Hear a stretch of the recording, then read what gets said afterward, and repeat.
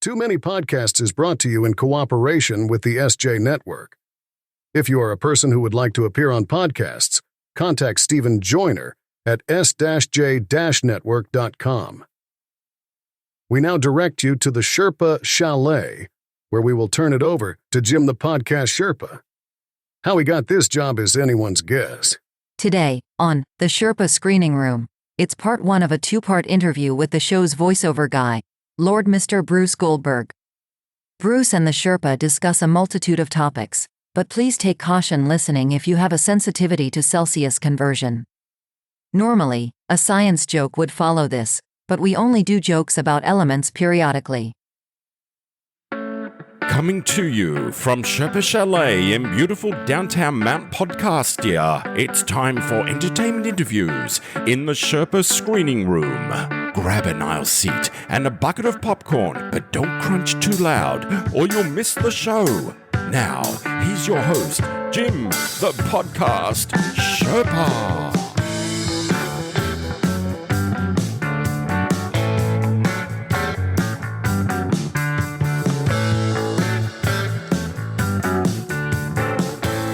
Hello there, rebels of the Sherpolution. Welcome to the Sherpa Screening Room. It is a presentation of Too Many Podcasts. You know, the podcast about podcasts. And you are listening to me, Jim the Podcast Sherpa, right here in Sherpaloo Studios atop Mount Podcastia, the home of all podcasts, hither and yon. I never know what that means, but they're hither and yon anyway. This is what they told me. This is what my map says. I gotta let you in on a little secret about this episode. I've actually recorded this late on a Sunday night at 11 p.m. and I was done after midnight. And it was a lengthy conversation with my guest, who you will hear about in just a moment. So being able to stay up that late, it requires, I think, a little energy to kind of get through the day, so I'm not dragging, especially not through this interview. I want to be up, and, when I tell you who this guest is, you're going to understand why I have to be awake. But thankfully, I've been using Magic Mind, as I've been telling you these last few weeks, and it definitely does give you that little extra oomph to stay awake and be alert. So I've really appreciated that, especially when it comes to, recording late-night interviews like this one. And there are a whole bunch of good ingredients in it. And let me talk about another one that I can pronounce. We know about matcha, and that matcha, by the way, it has less caffeine than a cup of coffee, and it actually contains the catechins that extend the benefits of caffeine on like a time release basis, So it's not like you're getting this big surge and then you're having a crash. No, it doesn't work like that. You just feel like you're awake and you're alert. That's simple. Not jittery at all. Your heart's not racing or anything like that. You're not all hyped up on caffeine or sugar. It's just natural stuff. And there's also something, I can pronounce this one, lion's mane mushrooms. Now, what are lion's mane mushrooms? They are a nootropic and an adaptogen. I like these scientific terms. I don't know what they mean, but this is exciting. And it says that lion's mane mushrooms reduce anxiety and inflammation while also supporting cognition by preventing neural degeneration and stimulating neural regeneration. Basically, keeping your brain ticking. Nice and simple, right? We need that. I mean, especially with my brain cells, we definitely need some neural regeneration. I like that. So you're probably thinking, what is this stuff? It's basically a 3-ounce liquid shot that you just take a quick sip of. Usually like in the morning, with your coffee. It's not going to get you jittery, as I said. And it's not all sugary either. And it will just keep you focused and in the zone. And, I'm sure you all have days where you go to work and you kind of go through the motion and you feel like a zombie. With this, you don't have to feel like a zombie. You can just feel awake, alert, and focused. And who doesn't want that? It's more fun that way, right? So if you want to find out a little bit more about Magic Mind, if you check out the show notes, there is a code, Too Many Podcasts 20. And if you go to the Magic Mind's website, which is www.magicmind.com, you will get a 20% off of your purchase. And you can check it out and see if it's for you. You do have to take it for a few days to get into what Magic Mind calls flow state. Very good flow state is. And it'll help keep you nice and focused and feeling alert without that brain fog. So again, to check it out, go to magicmind.com and use my code, Too Many Podcasts, and then the number 20 after that for a discount. So check it out and feel more revived and focused. Now on to my guest today. Who's our guest today, Sherpa? Did you just hear that voice? That's my guest today. It's my buddy, Lord Mr. Bruce Goldberg. He has returned. I've done 300 episodes, and it's been such a long time since the two of us got to sit down and just chat. And this is going to be a two-parter, folks, because we talk about all sorts of stuff in these two episodes. He's an interesting guy to talk to, and he's led a really interesting life, too, I think. And if you've never been to Australia, you're going to learn a lot about Australia as well. We talked about all things Australia and a lot of other things going on in the world today. The conversation that you're going to hear for this week and next week, they're the conversations that Lord Mr. Bruce and I actually have. We kind of jump from topic to topic and talk about different things. And you know him, he's a great guy and he's a lot of fun. So I was glad to have him back so we could definitely play a little catch up. And you can hear the results of that conversation right about now. Yeah, okay. It says starting recording. There we go. Let everyone know they're being recorded. Bruce, you are being recorded. Why, thank you. All right. I'll start and we'll just have some fun. We just do like a half hour or so? Yep, that's fine. Okay, and if you got to run, you just let me know, okay? I don't want to hold you up. Yeah, I run all the time to the toilet. I take laxatives. No, I'm only kidding. I don't. Shit, this is being recorded, right? You can put this in. Okay. This is the informal introduction because this is Lord Mr. Bruce. He's right here visiting the Sherpa Chalet. It's been a while, my friend. I'm glad that I got you back on here. Yeah, it has been a while, Jim. It's been a long time. It's been years, hasn't it? The last thing we worked together was Too Many 80s Songs. Oh, that's right. The podcast. Yeah. That's right. That was very fascinating. That and the Sherpa Chalet is doing well, I would imagine. I hope so. Oh, you live there. You should know if you're doing well there at the Sherpa Chalet. Yeah, we're staying in business. That's all I know so far. Yeah, I've always wondered. I've always thought maybe I should go skiing there one day. Go skiing in the Sherpa Chalet or near the Sherpa Chalet. Yeah, well, Mount Podcastia is kind of weird, so you just got to be careful. You have to bring like special skis. No, that's all right. I can pop by and say hi. Is there any wild animals I should be looking out for at the Sherpa Chalet? There are a lot of yaks, so we have to be careful with that. Oh, okay. Okay. All right. I'll look out for them. All right. So for those of you who don't know Mr. Bruce, of course you hear his voice on this show every week. He's been our voice guy, and he's done lots of other projects with me as well. He's always been a huge help. I really appreciate that. We're in season 12 already, Bruce. Wow, season 12 years of putting up with you, those poor listeners. Well, that's years. I feel so sorry for them. Dear listeners, we apologize for listening to Jim from the Sherpa Chalet for 12 years. He's going to compensate you. You can write to Jim at Dear Jim, care of the Sherpa Chalet, 1 Snowtown, Sherpa. Luckily, I've changed my address several times since then. Oh, have you? Oh, you've been moving the chalet around, have you? Nothing worse than trying to move from the snow. Yeah, it's more to confuse the post office than anything else, though. Yeah, usually you can tell where someone's hiding in a chalet because you see the yellow snow. It's a yellow trail. That usually leads a direct path to me. Oh, does it? Okay. It's from excitement, is it? So anyway, for those of you who aren't living in Australia right now, how many voiceover commercials have you done? I think you're probably monopolizing the airwaves over there. I wouldn't say monopolizing, but I've been doing it for 40 years, so I started very young. Thousands. From anything from a brothel to a funeral home to, and I'm not joking when I say that, from a brothel to a funeral home, to the everyday retailer, a lot of phone IVRs, which, press 1 for this, press 2 for that, leave a message, all that stuff, I should say. True crime voiceovers for podcasts with a deep podcast, I did the Little Things with Warner Brothers, that serial killer movie. Okay.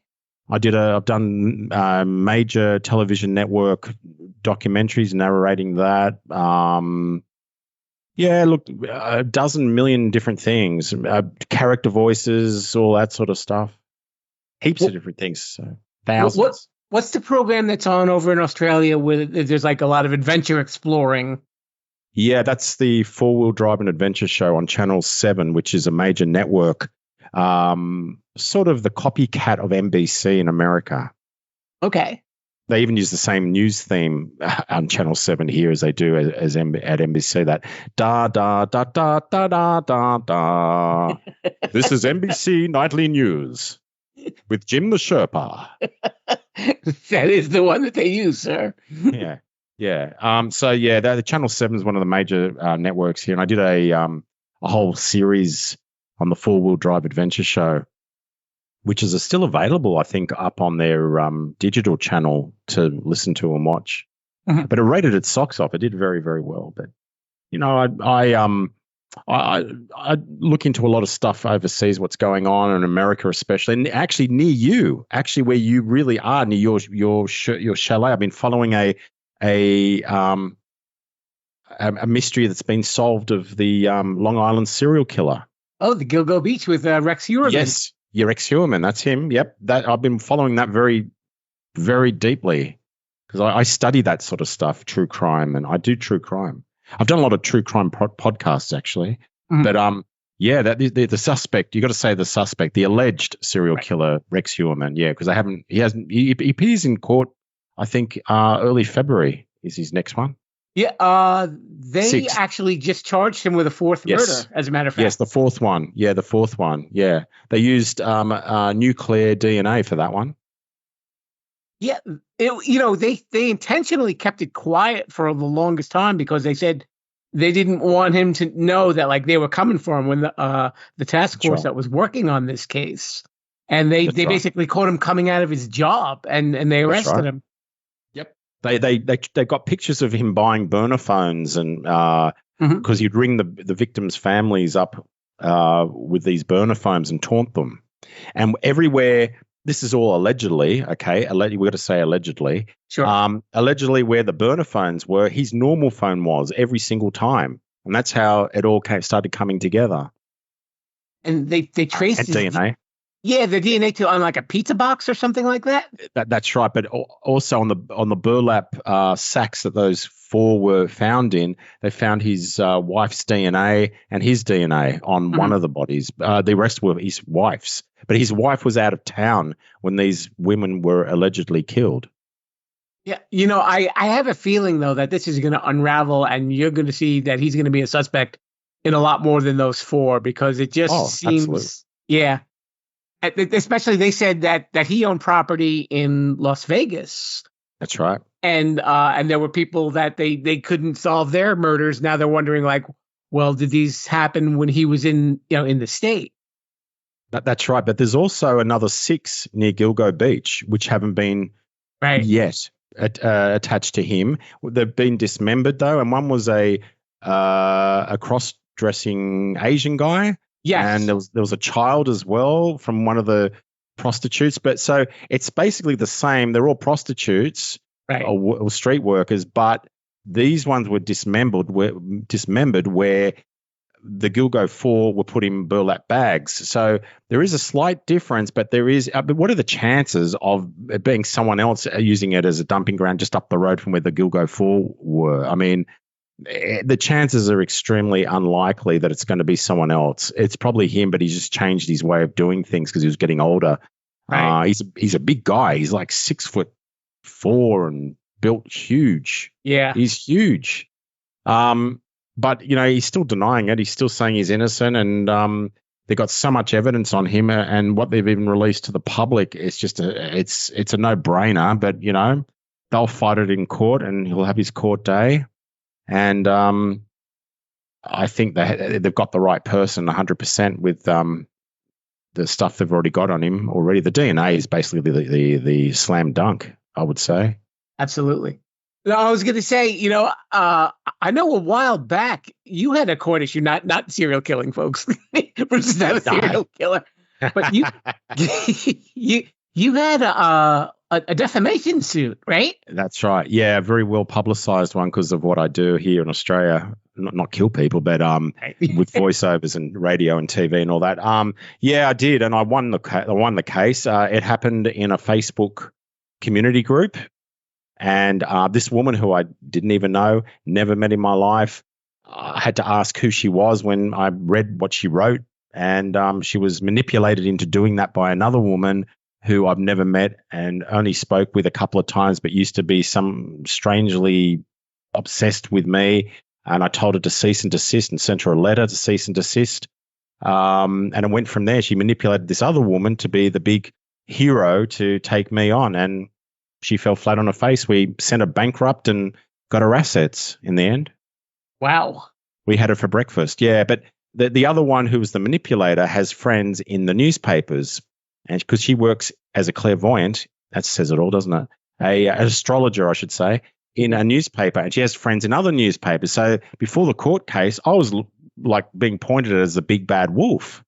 But really, at the end of the day, the court told the truth. The court papers don't lie and the documents don't lie. And I won clear, fair and square.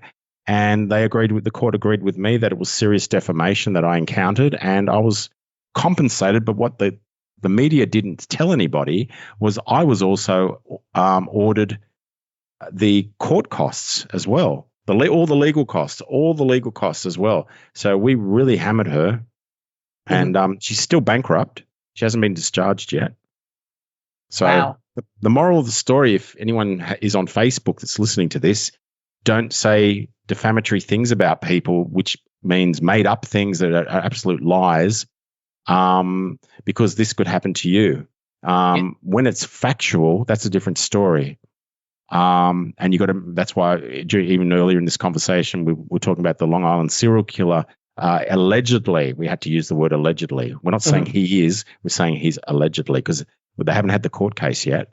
Right. So you just got to be careful with being in the media. I was taught all this at 18 years of age. The insurance companies would come to the radio station and teach us what not to allow to air and what not to say on air, because they don't want to be paying out for defamation.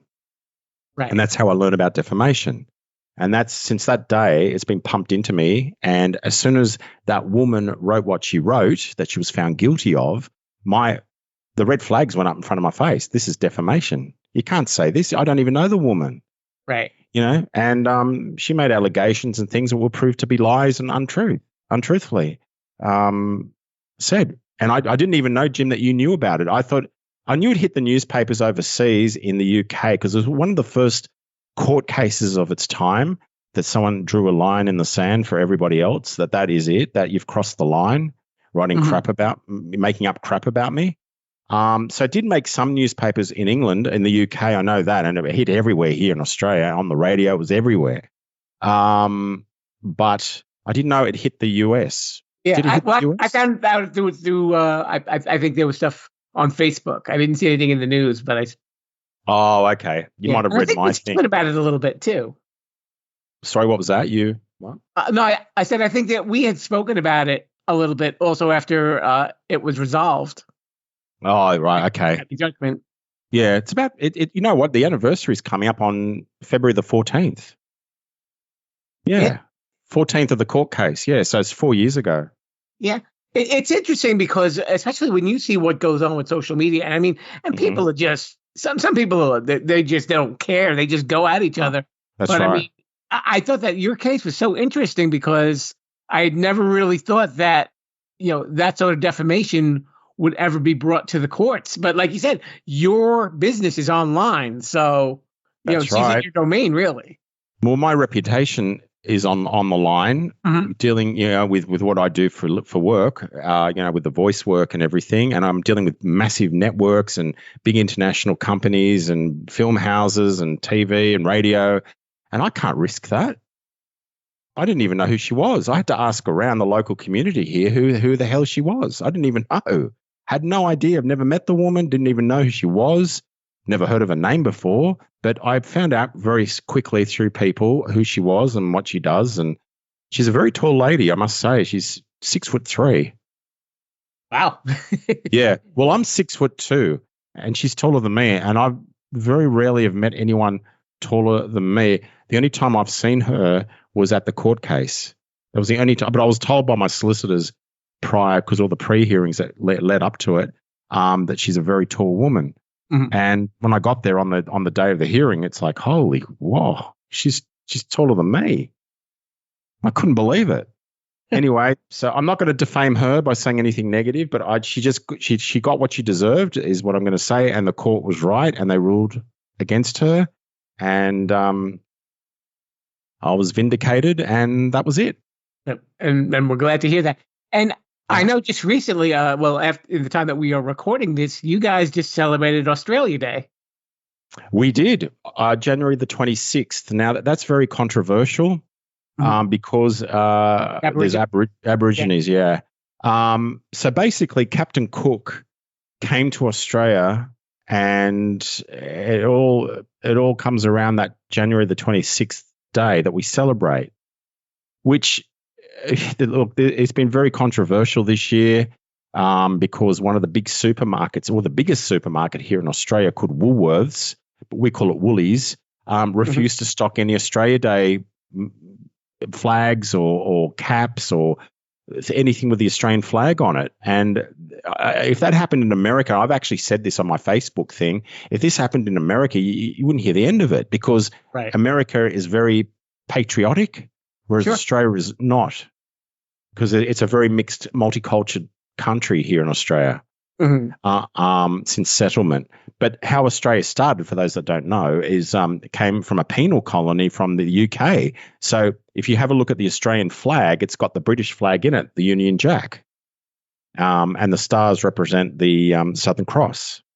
So there's some history too. There you go, for Australia, or about Australia. So it's been very controversial because there was also a vote a few months earlier, about it's called the yes vote, which didn't get up. It failed, giving Aboriginals equal say in Parliament. So that was rejected by the mass of Australians, the majority, as all democratic countries vote with majorities, not minorities.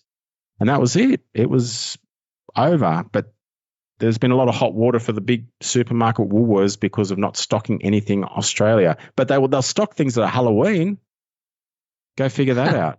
And we're in Australia. We're not in America. And they will stock things that are Halloween, but they won't stock Australia Day stuff anymore. It doesn't make sense. They used to. That is a little odd. It is odd. What would you normally do to celebrate Australia Day before, not counting the controversy? Was it like I guess like the 4th of July in America? Is it sort of like that with fireworks? Yeah. I mean, but not on the same scale as New Year's Eve that we're famous for here in Sydney. But there'd be some fireworks here and there. But people would get out on the water, and because Australia is mainly a summer country, like outdoor country. That's what we really are. And you'd get out on the harbour and drink beer or have sausages, snags, or a shrimp on the barbie, as Paul Hogan used to say. It's full, or eat meat, Australian meat. Wear Australia Day or the flag on your T-shirt or on your cap. Just celebrate it, that we live in a great country here. And in this case, where I am in Sydney, it's a beautiful harbour which not many can compete with. But the fireworks display is nothing to what we have on New Year's Eve. New Year's Eve is just massive. We're one of the first countries in the world to have New Year's Eve firework, like New Year. So the fireworks display is great for tourism. So we have this massive, worth millions of dollars, fireworks display at the Sydney Opera House and the Harbour Bridge. Mainly the Harbour Bridge is the centerpiece. And I've seen it since I was a kid, so seen them all before. And it just keeps supposedly getting bigger and bigger and bigger and better than the year before. And that's something that we're pretty well known for in our harbour, is that New Year's Eve fireworks display that people camp outside days ahead to get a good seat. Wow. Yeah, I see it on the news sometimes on the other New Year's Eve celebrations, and they say, here's the countries that already celebrated, and they always have that harbor shot with all the fireworks and everything like that, and it's just incredible. Yeah, it's the view that you see like on my Facebook profile that you said is that your office view. Do you remember that with the Harbour Bridge and the Opera House in the background there? Right. Do you remember? You probably remember that. And for those that don't know what we're talking about, well, we don't know either what we're talking about, but it's just a big, beautiful picture of the Opera House and the Harbour Bridge, because not many people know until they get here into Sydney that the Opera House and the Harbour Bridge are right opposite each other. Two massive landmarks, icons of Australia are right opposite each other. You can't miss them. What is your favorite place in Australia? I was always curious about that. Favorite place? Yeah. Oh, God, that's a good question. I've never been asked that before. I suppose just around Sydney Harbour. I mean, where I am, I'm very lucky where I live. I can see Sydney Harbour from where I live. Mm-hmm. Not with a view that I put up there that you can see. And that was just an actual photo from someone else that I stole. But don't tell anyone that of the harbour. But I suppose the eastern suburbs of Sydney, where I'm close to a famous beach called Bondi Beach. Mm-hmm. And I'm born and bred around here, and close to the harbour too. So I'm in between the harbour and the ocean, Pacific Ocean. So it's like a little strip of land in the eastern suburbs. And the eastern suburbs of Sydney is the richest area of Australia, like real estate wise. Mm-hmm. It's like, give you an idea, some houses around here go for like $22 million Australian. So that would be work out the Australia. Okay, so you're looking at 22. I've got the calculator on standby. I don't know why. I had a feeling we're going to talk mathematics here today. So I want to give the people in the US listening to this an idea of how much that is US. So it's about, I'd say it's about 11 million US, somewhere around that 11, 12-ish US million. Okay, wow. It's a lot of money. Oh, sure. And all the celebs live here. Will hang out here when they're on holidays. Hugh Jackman and Nicole Kidman and Keith Urban. They all hang out here in this part of Sydney. Weren't you telling me that Sacha Baron Cohen was living by you? Yeah, he's not now, but he was. Yeah, he was. Actually, I'll tell you a funny story. A friend of mine went down to the local supermarket, local fruit shop down the road here, mm-hmm. and Sacha Cohen was there, just buying some fruit. And he went up to Sacha and he said, "Look, can I get an autograph for my son?" And he goes, "Yeah, but no pictures, okay? No pictures." And he said, No problem. So he said, "What do you want me to sign?" So they got I think it was a piece of paper or something out from the fruit shop, and he signed it. And he goes, "What's your son's name?" And whatever he said. Let's say in this example, his name was Tom. Okay. So Sacha writes, "Hi Sacha, hi Tom. This is Barat. I love sex. Best wishes." Barat or Sacha, or whatever he wrote there, but he goes, "I love sex," and this is 11-year-old that's going to get the autograph. Yeah, he's got a sense of humor. He's got good sense of humor, but they kept the deal that there was not going to be any photos. So that was, and it hit the newspapers because it went on to the local Facebook groups, and then it hit the newspapers what had happened. But yeah, he was staying here. He was surfing down here at Bondi, and they moved out. Now I don't know where they've gone. But she's Australian. He's married to what's her name? The little redhead short. I've seen her around. Aisha Fisher. Oh yeah, she was in a great Wedding TV Crashers show. Yeah, she was in Wedding Crashers, the movie too. Yeah, and there's a show that she did on Peacock called Wolf Like Me. Peacock's the old NBC, right? Yeah. It's I guess it's like NBC streaming affiliate. Oh, okay. Yeah. So she's very short. She was in a TV show called Home and Away. That's how she started. It's a well-known soap show, which is shown here in Australia and also in the UK. It's huge. Home and Away is massive. That's where she got her start. Okay. Before she, same with what's his name, who plays superhero there, Hemsworth. Right. Yeah, he started as in Home and Away as well. Really? I didn't know he was a soap actor. Yeah, Australian. It's filmed up near Palm Beach, which is another beach here in Australia. We're famous for beaches here. We're an like I said, we're an outdoor country. Mm-hmm. So anyone that visits us, you're better off coming here during summer. Right, which is the first half of the year, not the second half of the year, just so everybody knows. Yeah, we have Christmas in summer. Yeah. Believe it or not. Yeah, hard to comprehend, I know, but we do. We have Christmas in summer. So summer for us is December onwards.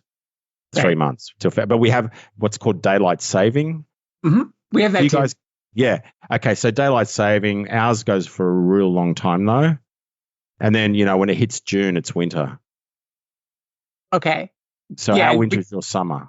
Right. And your winters aren't like horrible, right? They're like 30 degrees. No. Oh, hang on. I don't know the conversion. He's gonna go back to the calculator. Okay, hang on. Bring to the calculator. Let's go. To the calculator, Batman. Yeah. I sound like Adam West. What was that, Robin? Holy calculator, Batman. I don't know. I haven't got the calculator. Won't do a conversion, but you can Google it. What the comparisons are. But it depends where in Australia you live. I mean, I'm about 6 hours away from where the snow is. Mm-hmm. I think about 2 or 3 hours, let's say, where the beginning of it is, and then 6 hours and get deep into it. But our winters, they're not as bad as the UK's winters. I've seen your winters because I watch Fox and Friends and all that on Fox News channel. Mm-hmm. On pay TV. You guys are hitting like minus 35s and everything during winter. There's no like we would call a freezing cold day Australian temperature range 11 degrees maybe. Mm-hmm. I mean, I've been in -7 in the snow, but I don't know what the conversion is of -7. Okay, you know what? I have my phone here. So let's see if we can figure this out because now this is a. Okay. Let's see. Thank God for Google, huh? That's right. Nothing like conversion. So what's 11 degrees or 11 degrees in Australian temperature? Convert that to American temperature. And we call that cold. But it gets much colder than that in the snow. But it doesn't go anywhere near to what the US goes or the UK. Okay, I'm a horrible quick typer. I mean, you'd get frostbite there being in the Sherpa Chalet, wouldn't you? Let's see. Oh, wow. So your 11 degrees Celsius is like 51 degrees Fahrenheit. Okay, and we call that a cold day. Okay. But in the snow, it goes to -7 when we're in the snow, which is about, say, 5 or 6 hours out of Sydney going west. Okay. So work that out. Okay, let's see. Get down to lower than that too. Let's just say -10. Just round it up to -10. 14 degrees. Okay. Okay. Now, hang on. Keep the calculation going. Now, during summer, we can get up to 50 degrees. Okay.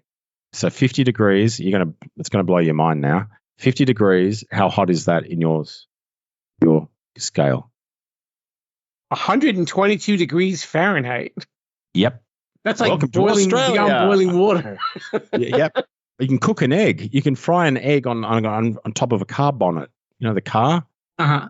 On the front of a car, we call it a bonnet. I don't know what you guys call it. Like the hood of a car. Hood of a car, yeah. We can cook an egg or fry an egg on it.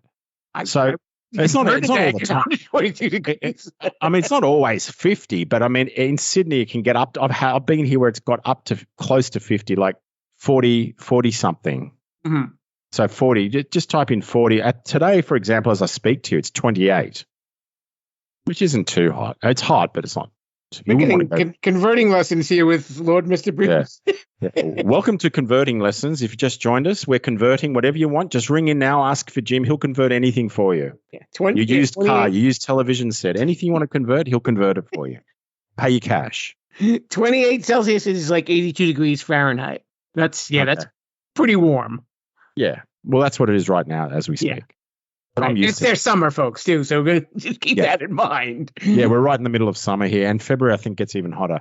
But yeah, we're in summer here in Australia. Are you a surfer? It's funny. There's a brand called Billabong, and I'm wearing the Billabong T-shirt right now as we speak. Well, I used to go surfing all the time because I still do live right near Bondi Beach. I can body surf. I had a surfboard when I was younger. I haven't done that for ages though. No, not really, not anymore. Okay. But you can go down there and walk along, and this, this show should be sponsored by Tourism Australia. Or with the stuff I've already said. Come on down to Australia. If we just hang land down under. Killer part, we're good. Hey, you want to suffer heat exhaustion? Come to Australia. Hey, we'll look after you. You'll end up in hospital on an oxygen mask. Well, that's why when you guys have the bad wildfires because of the intense heat over there. Yeah, a few years ago, it hit the news in America how we could even smell the smoke in the city here. Because Sydney's like the biggest city in Australia, not far in front of Melbourne now with their population, but we've got about 6 to 8 million people here.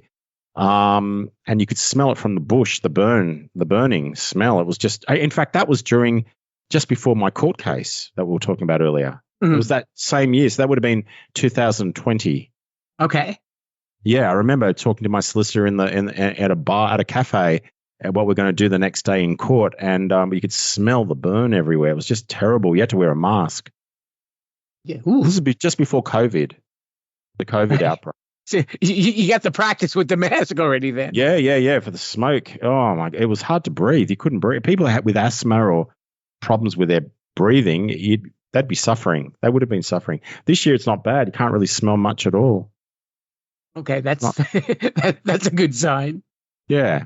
So there you go. That's there was a lot of animals that were killed in the fires, kangaroos and koalas, and they tried to save a few. I think they did, and a few died though. They couldn't save. But yeah, it's because it hadn't been burnt back like we do back burning, if you know what that is. But we the people from the US come to help us, and we help them during their fire season too. Right. So we help each other like brothers. I mean, we're always there with you guys. So sure. And as you are with me. That's right. We're like brothers. We're all like Australia's like brothers with America. My tall Australian brother. Yeah. Well, we've got American bases set up here. Right. Did you know that? Yeah, I think I had heard that. Yeah, we have in Pine Gap, and also the American fleet always comes into our harbour always, and they have breaks and holidays here when the aircraft ship isn't out at sea servicing or looking after or protecting somewhere. Oh, very cool. They've been coming here since World War II. Yeah, World War I. I remember reading something about that we had still. I mean, fortunately, the countries are still friendly and everything like that. Oh, so yeah. Yeah. Oh, no. Australia just helped America with and the UK did too with that recent attack. They just bombed somewhere at the Houthis, I think it was. Right. In the Houthis, Middle East. In the Middle East, yeah. So, yeah, Australia's always there. Australia's, it's called AUKUS. The agreement between Australia, America, New Zealand, Canada, and the UK, of course, which we're part of anyway, part of the Commonwealth. So but we've got other friends too, not just them. I mean, we've got Malaysia, and we're not enemies with really anybody, to be honest with you. Australia, I can't think of any enemies. That's a good way to be. Well, yeah, I can think of some dodgy, questionable countries that are questionable to us. I won't mention names too. But I can think of a few, but they're not really enemies as such. Right. Yeah. We're like the cool country. What's the marijuana, man? Yeah. Oh, Australia marijuana. Yeah. We have a drug problem here, but there's a drug problem everywhere. Yeah. That is true. I was going to say, we probably have to cut that part out of the Australian tourism bit. Yeah. Sorry. Back to Australian tourism. Come on down under. We're upside down. There's myths going around that Australia doesn't even exist. Really? Yeah, it's probably the people that think the world's flat. Flat Earth people probably think that too. Yeah. So they think Australia doesn't exist. Yeah. So where have I been for the last so many years? In the Sherpa Chalet, you should have said. I didn't Come on, want to tell anybody, Bruce. I know it's late there, but God, you got to be quicker than this. Come on. We're on that internet thingy at sherpolution.com. So there you have it, part 1 of our part 2 interview. And if you come back, you'll obviously hear the conclusion next week. And Lord Mr. Bruce and I will be speaking about a whole bunch of other topics as well. I think we come full circle, even with more Celsius converting. I know that was what you were waiting for, right? The Celsius converting. It's all about the Celsius converting rebels. And if you like this podcast and you want to check out some of the other episodes, you know what to do. Go to sherpolution.com. That's my website. And it's got all the episodes there and links to my socials and links to the merchandise. And if you feel bad for me and you want to donate some money to the show, you can even do that there too. It covers everything, Rebels, everything. So we will see you next time, and more of a chat with Lord Mr. Bruce will be ahead. Have a great week. And until then, I say to you, Viva La Sherpolution. Thanks for listening to the Sherpa Screening Room. Don't forget to subscribe, rate, review, and share this podcast. I'm Mr. Bruce, and this has been a Sherpaloo Studios production. Viva La Sherpolution. You know, Rebels, if you've been checking out some of my promotional ads on social media, you will be aware that I have been using a lot of AI programs to help me create ads. But you know what? There's a lot more uses for AI than just funny little videos. And I'd like to introduce one of our new sponsors, Podium. It is a leader in creating AI tools for podcasters. Now, let's say you've got a podcast, or maybe you're even thinking of doing a podcast. You're probably wondering, well, how can AI be integrated with your workflow? I'll tell you about Podium. As a podcaster, you know that writing show notes and creating chapters and transcribing episodes takes a lot of time, and it can cost you a lot of money too. But you know what? That's where Podium comes in. It's an AI tool designed specifically for creators and podcasters with the goal of making post-production tasks quick and easy. And in just a few minutes, Podium generates show notes, chapters, summaries, clips for social media, a full transcript, suggested episode titles, social media posts, and more. Whew, that's a lot of work for one little program. Your show notes are key to your podcast's success because it helps new listeners find your podcast and they'll know if it's a fit for them. You know, kind of like Too Many Podcasts. It also improves your SEO, that's your search engine optimization. Ooh, big phrase there. And overall accessibility. And with Podium, you can focus on creating a great podcast and let Podium's AI do the heavy lifting. But Podium isn't just for solo creators and podcasters. It's a game changer for editors, producers, marketers, agencies, and production studios. Teams that use Podiums are able to increase workloads, decrease turnaround times, and improve their quality. How does it work? Very easy. First, go to Podium's website, and you'll see that link that's right there in the show notes. You get 3 hours free just to try it. Pretty cool, huh? And using that link also supports this show as well. And you know what else happens? Because I'm a good guy. You use my link, you will get 50% off for your first month. So visit the site, upload an MP3 file, and download your files, and that's it. And if you need anything else, you can use Podium GPT to generate articles and any marketing copy you might need in seconds. Instant show notes, transcripts, chapters for your podcast or channel. This will level up that podcast. So check out Podium today.